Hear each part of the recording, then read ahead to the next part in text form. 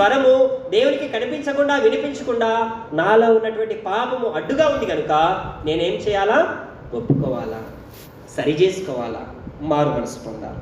పొందితేనే సరే, పొందకపోతే దీపస్తంభం నీ యొద్ద నుండి తీసివేస్తాను. అంటే ఉద్దేశం ఏంటి? నీవు పరలోక రాజ్యంలో రావడానికి వీల్లేదు. దీపస్తంభం ఎందుకు రాస్తున్నారు ఇక్కడ? దీపస్తంభం అంటే మనకు మంచిగా గుర్తుకొస్తుంది ఏంటి? 5 మంది 5 మంది 5 మంది ఎవరు ఇల్లు? 5 మంది 5 మంది బుద్ధిగల కన్యకలు, బుద్ధి లేని కన్యకలు. ఏమున్నాయి వాళ్ళ దగ్గర? దివిటి అంటే దీపస్తంభమే అనుకో. దీపస్తంభాన్ని తీసివేస్తా అంటే నీలో ఉన్న ఆత్మను తీసేస్తే శరీరం ఏమైనా పనిచేస్తుందా?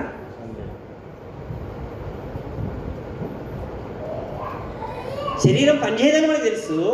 దేవుడు ఆత్మను తీసేస్తే నేను చచ్చిపోతానని తెలుసు. అయినా కూడా మనము ఏం చేయటం లేదు? దేవుని ప్రేమించడం లేదు, దేవునికి నా ముఖం చూపించడం లేదు, దేవునికి నా స్వరము వినిపించడం లేదు, ఆయన స్వరాన్ని వినడం లేదు, ఆయన ముఖాన్ని చూడడం లేదు. అందుకే ప్రభు ఈ సమయంలో హెచ్చరిస్తున్నాడు. మొదటిదిగా నీవేం చేయాలా?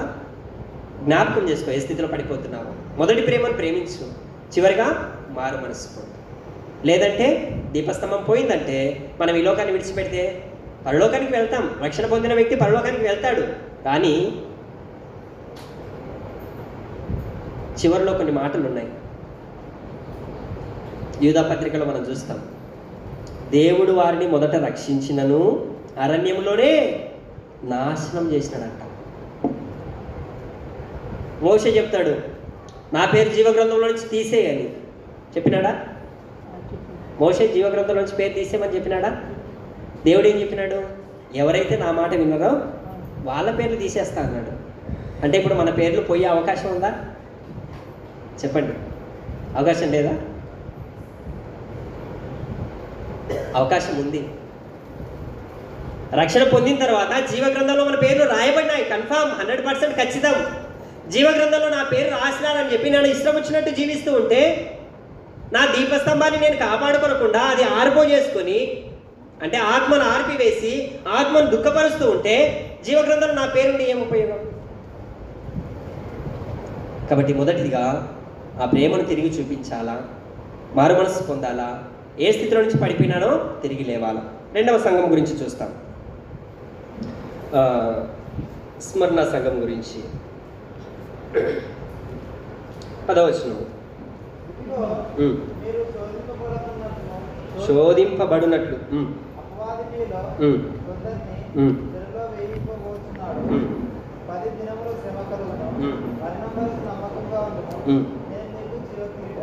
చాలు. రెండవదిగా ఈ స్మరణ సంఘంతో దేవుడు యేసుక్రీస్తు ప్రభు ఏం చెప్తున్నాడు అంటే, నువ్వు మరణం వరకు నమ్మకంగా ఉండు, నీకేమొస్తాయి?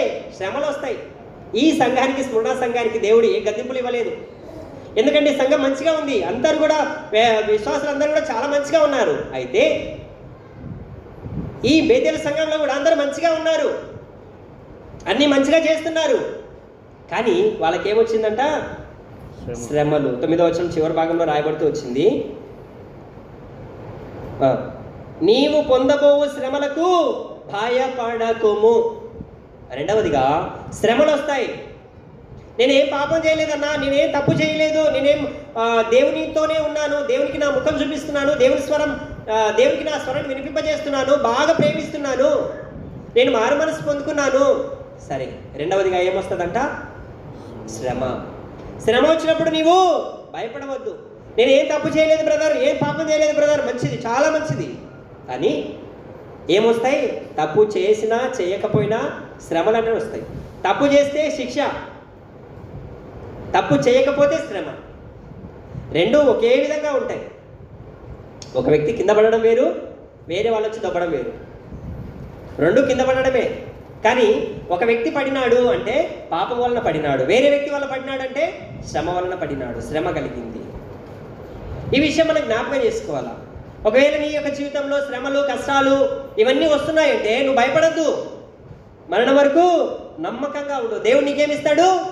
జీవ కిరీటం ఇస్తాడు, జీవ కిరీటం. రెండవ సంఘంతో దేవుడు చెప్పే మాట ఏంటంటే, రెండవదిగా మన బేతేలు సంఘంతో యేసుక్రీస్తు ప్రభు చెప్పే మాట ఏంటంటే, మరణం వరకు నమ్మకంగా ఉండు. ఎన్ని శ్రమలన్నా రాని, ఎన్ని కష్టాలన్నా రాని, ఎన్ని సమస్యలైనా రాని, నేను నీకు జీవ కిరీటం ఇస్తా. మూడవ సంఘం గురించి చూస్తాం. 16వ వచనం.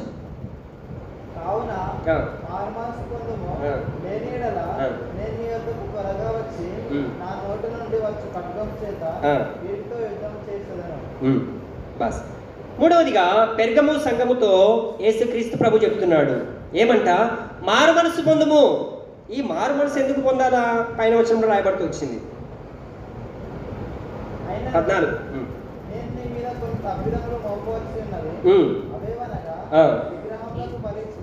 విగ్రహములకు బలి ఇచ్చిన వాటిని తినునట్లును, జారత్వము చేయనట్లును, ఇశ్రాయేలీయులకు ఉరియొడ్డుమని బాలాకునకు నేర్పిన బిలాము బోధమును అనుసరించి వారు నీలో ఉన్నారు.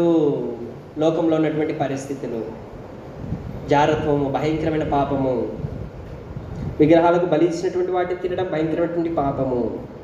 ఇశ్రాయేలుకు ఉరియొడ్డుమని బాలాకుకు బిలాము చెప్పినాడు. తెలుసు కదా ఈ విషయాలు. బిలామును బాలాకు పిలిపించినాడు. ఎందుకు?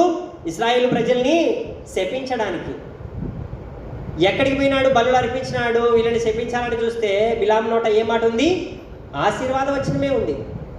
ఇంకా వీళ్ళని శపించడం నా వల్ల కాదు, మనము వాళ్ళని శపించలేము, కాబట్టి ఒక పని చెయ్యి. ఏం చేయాలంటే, విగ్రహములకు బలి ఇప్పించినావు కదా, ఇది వాళ్ళు తినేటట్టు చెయ్యి. ఇక్కడ జారత్వం చేసే మహిళలు ఉన్నారు కదా, వీరిని పంపించు. వాళ్ళు పాపం చేస్తారు, మనం ఏం చేయాల్సిన అవసరం లేదు, దేవుడే వారిని శిక్షిస్తారు. సంఘంలోనికి సాతాను ప్రవేశించి ఏం చేస్తుందంటే, మనల్ని డైరెక్ట్గా సాతాను వచ్చి దాడి చేసే అవకాశమే లేదు, మనమే అవకాశం ఇస్తాం. అవకాశం ఇచ్చిన తర్వాత దేవుడు కలుగజేసుకొని దేవుడు ఆశీర్వదించడానికి బదులుగా దేవుడు శిక్ష పొందుకుంటూ ఉన్నాడు. అదే ఆ బిలాము బోధ ప్రస్తుతం మన పరిస్థితులు కూడా ఉన్నాయి. పెర్గము సంఘంలో కూడా అదే ఉంది.